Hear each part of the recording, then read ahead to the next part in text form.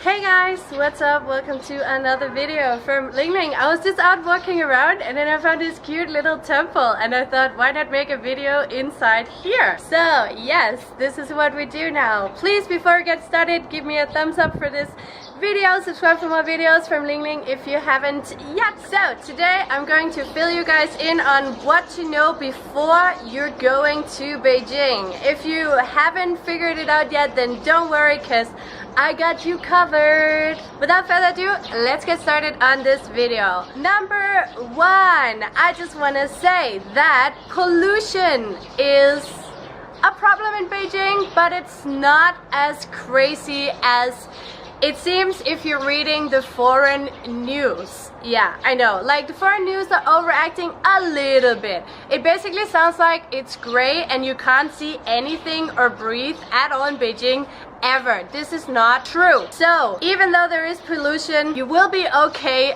anyways. You can see the blue sky here on the back today. It's a beautiful day today. Oh my god, the birds here are crazy. Do you think they want to tell me something? Like, get out of my temple? Yeah, it's a good idea to download a pollution app on your phone so you can see every day how the pollution is like, and then you can always buy a mask if you really feel like you need it. The second thing to know before coming to Beijing is that the metro system is amazing. Like, the metro system can take you everywhere you want. It's all in English. You buy a little metro card, you can just swipe and swipe, swipe and swipe, which is amazing. But one good thing to know is that China, in Beijing, you probably know there are a lot of people here. Yes, during rush hour you do not want to be in the subway. I'm telling you, it's a nightmare. So rush hour is from like 7:30 to 9 in the morning, and then again in the evening from 5:30 to 7. So try not to be in the subway at that time, because that would just make your trip much nicer. Number 3 on the list is, of course, the internet. You've probably heard about this before. Censorship, blocked websites, can't get into contact with anyone at home. Yes, it's true. A lot of websites are blocked here. All the ones you're probably using, like Facebook, YouTube, Twitter, Instagram, Gmail, Dropbox.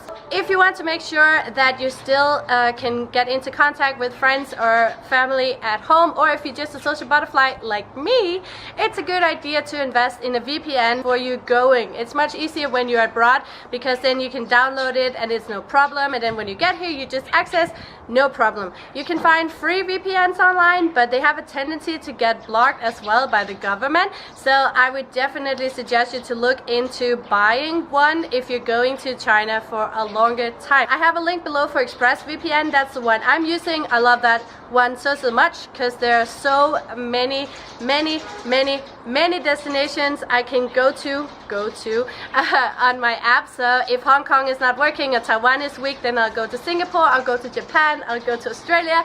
I have been literally everywhere in the world. So ExpressVPN, check it out, link below if you're interested. Number 4 is about food. So in China, it's very common to go out with family and friends, eat around a big round table, and you can share all the food. And then if you're with foreigners, you split the price, or if you're with the Chinese, they are probably going to pay.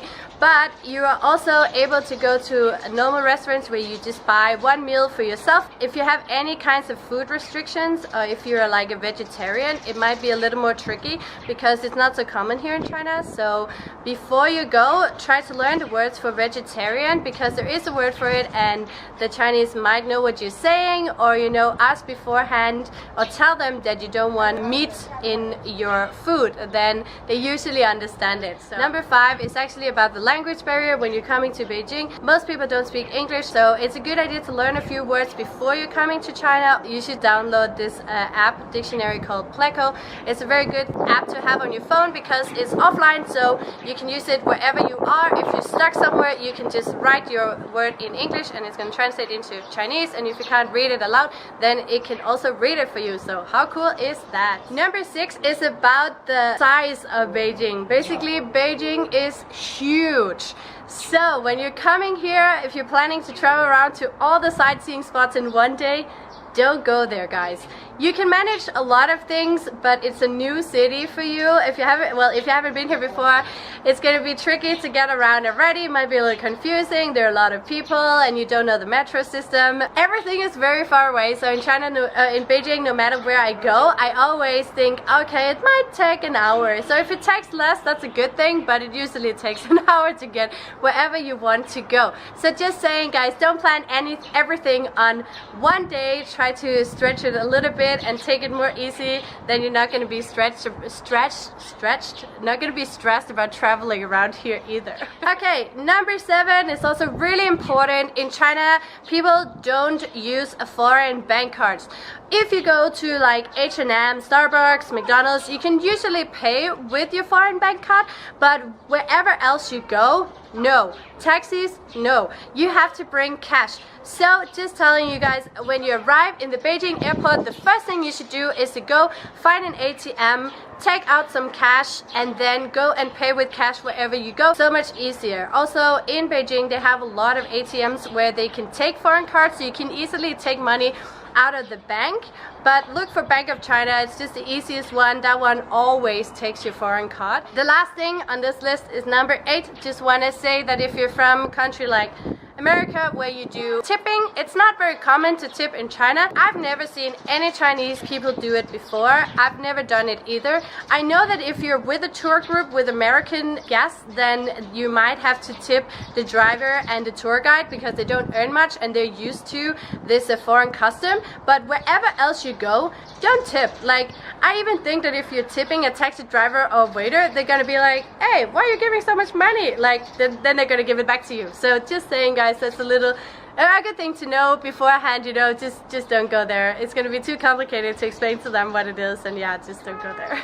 Anyways, guys, that was all for this video. I hope you could use these tips for your future Beijing trip. I hope you will enjoy it very much. Thank you for watching, and I'll see you again very, very soon. Ling Ling out. See ya and 再见. Bye bye.